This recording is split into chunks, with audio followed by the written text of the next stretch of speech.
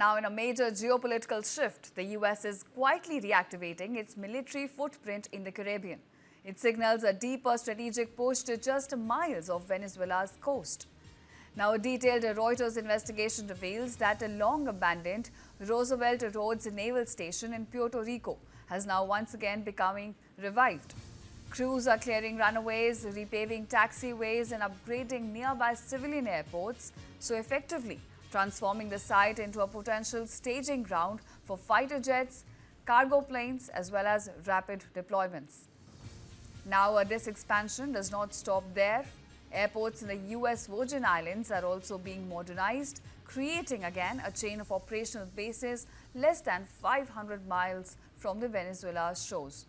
In fact, analysts say that this moves position Washington for sustained operations, whether for humanitarian missions or, as critics warn, for future military actions.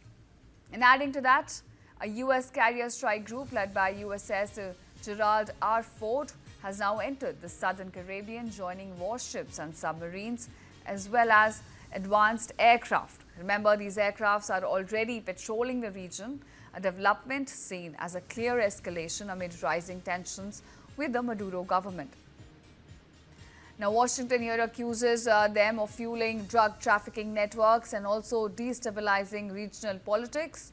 Meanwhile, President Nicolás Maduro, in turn, has de-announced the buildup as part of a US-led regime change plot that could hamper the regime in the country.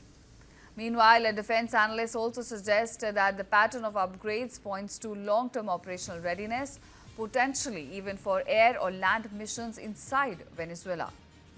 Now, this growing US military presence has already triggered global concern. Russia has slammed what it calls excessive military force in the Caribbean, accusing Washington of violating international law and threatening regional stability.